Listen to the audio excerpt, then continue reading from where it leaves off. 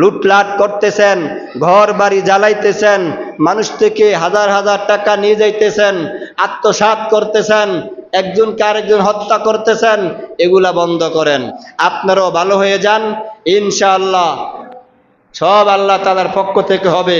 এজন্য আমি দেশের যারা আছেন পঞ্চায়েত, বড় ভাই যারা আছেন, দলে যারা আছেন, আপনারা যারা উপরস্থলে যারা আছেন, মানিক ভাইয়ের ঘোষণা হচ্ছে যে কেউ লুটলাট করবা না, দোকানপাট আত্মসাৎ করবা না, মায়ের দূর করবা না, ঘরে আগুন জ্বালাইবা না, মা বোনরা ঘরে শুইতে পারে না। গতকালের আগে শুনলাম ডাকাইতে শুরু হয়ে গেছে। এই ডাকাতি কারা করে? এদেরকে ধরেন, সেনাবাহিনীর আওতায় দেন, এদের বিচার হোক। তুমি কেন ডাকাইতে শুরু করলা? আগে তুমি কোথায় ছিলা? তারা মানুষের ঘরে ঢুকে ঢুকে লুটলাট করছে, স্বর্ণ গয়না যা কিছু যে যেখানে পাইতো আত্মসাৎ করছেন।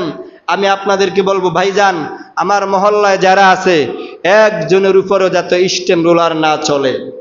আপনারা ঠিক থাকবেন। আপনি আজ মারা গেলে কে দেখবে? আরেকজন না আমরাই। এই জন্য আমরা ঠিক হয়ে যাব। মারামারি করব না, কারো ঘরে আমরা হামলা করব না। কোনো ভাই যাতে আমার কারণে কষ্ট না পায়। হ্যাঁ, সে যদি আমার প্রতি জুলুম কইরা থাকে, অবশ্যই জুলুমের সাজা ভোগ করতে হবে, ছাড় দেওয়া হবে না। ইনশাআল্লাহ বিচার হবে।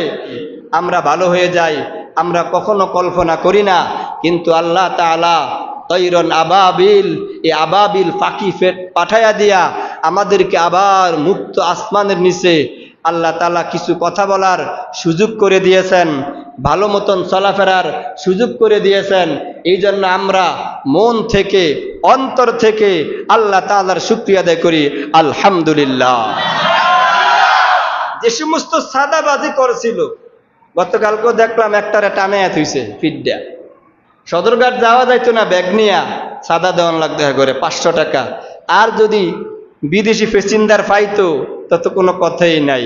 বাট মাছ নিয়ে যায়, এখানেও সাদা দিতে হয়। ইনশাআল্লাহ সব সাদা বন্ধ হয়ে যাবে, সব কিছু বন্ধ হয়ে যাবে। আপনারা নির্দ্বিধায় বাংলাদেশে আবার নতুন প্রজন্ম চালু হবে ইনশাআল্লাহ। বুকে বল নিয়ে আপনারা আবার চলাফেরা করতে পারবেন।